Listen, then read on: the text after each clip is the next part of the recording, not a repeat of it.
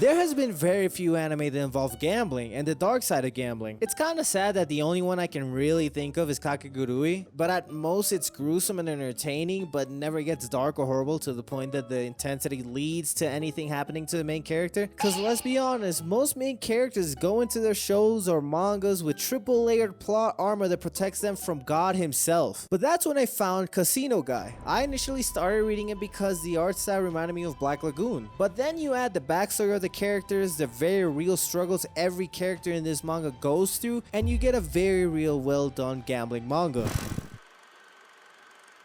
Casinogui is a story of our main character Gen Suzuki, who grew up surrounded by deaths, deceit, suffering, and overall had a pretty shitty childhood. Fast forward to current day, and the first thing we see is him counting pennies to make sure he can pay his bills on time. As the story progresses, his backstory starts to become unraveled as his friends around him are robbing people to make ends meet. Meanwhile, the one thing he wants to protect, his sister, Mayu, which is not his sister because they met in an orphanage, but she calls him brother. I don't know how it works. But what I do know is that she's the reason he prefers to go the regular route of life, until all of that is ripped to shreds as the father of Mayu leaves her with a 10 million yen debt. And once again, we're at the crossroads of virtue or money. We find Gen counting his bills to finally realizing what he has to do: pay the 10 million yen. And how is he gonna get that money, you ask? Him and his friends decide to rob a dark casino. Quick, what's a dark casino? An illegal casino, basically, to keep it nice and simple. And that's how it all starts. Now from this point forward, if you're interested, go read it. If you're not, I'm going to be speaking on some spoilers. The art style, to me, it resembles a lot of Black Lagoon, how certain panels can change from being the intense, dark, or gruesome moment to going back to its beautifully crafted story. Honestly makes me love it. Now, I might be talking out of my ass because this is my first experience with a seinen manga, alright? But I overall enjoyed the read. The story continues with Gen being taught how to cheat, and the way his new boss made sure he joined him is through Mayu and using her as a little bit of bait. With a couple time skips, we get to Gen's first match, and this is the first time the author shows the true danger of what Gen actually got into, with some beautiful ass panels, and it shows what this truly is: a cheater versus cheater match. Now, I have a lot of opinions on this story, but right now it's honestly one of my favorites. It's able to reveal bits and pieces of our protagonist's past through these experiences, and also a bit of foreshadowing on why Gen and Mayu are that close even though they're not really brother and sister. The way this story formats itself and is able to switch intensity from the average art style that you see from manga like this to switching it completely to symbolize intensity. The style of drawing that you are seeing here is called smudging. Now, I'm not an artist, so I'm not going to speak on it much, but the authors Hanaichi Nozaki and Yoshida Shiro, I apologize if I butcher their names completely, sacrifice the crispness of the manga to emphasize the intensity, and I absolutely love it. Hey, editor quick here. Here's just a couple other cool ass panels that I just thought they were visually fucking beautiful and just generally deserved way more attention than I'm giving them. So here's a couple panels. Hope you guys enjoy, and yeah, back to the video. Being able to switch art styles is pretty damn incredible. For this being the author's first published manga, it honestly impressed me. I tried doing research on the authors, but honestly, they're ghosts. I just can't find them anywhere, but all I know is that they made an incredible manga with an amazing story. Every single panel, every single detail, from the darkness of the dark casinos to the past that Gen and Mayu have, to the detail in each character design and how each detail is expressed, that honestly gets quite gruesome at points. It honestly left me wanting more. Now, if you're looking for hidden gems, this just might be one. There's only 8 chapters of it right now, and if I had to rate it out of 10, I'd give it around 8.5. The only cons this story really has is that Gen doesn't have to count pennies anymore. Obviously, at some point it was going to happen, but it happened in chapter 6, and I don't know how many chapters this is getting, but if you ask me, that's pretty damn soon. Some backstories need to be expanded on a bit more, but obviously that'll happen with time, and I know damn well I'm going to be reading this until the end. Now, final things I want to say is this manga is not going to be for everyone, so if you choose to read it and you come back saying, "Quick, this was shit, why did I waste my time reading this?" Bro, I'm telling you now. Plus, if you guys have any recommendations on manga I should check out, or you guys want me to review, and also, I don't know if it's just me, but there's such a huge difference between reading digitally and physically that my bank account is on E, so please make sure to like and subscribe, and make sure to tell a friend of a friend of a friend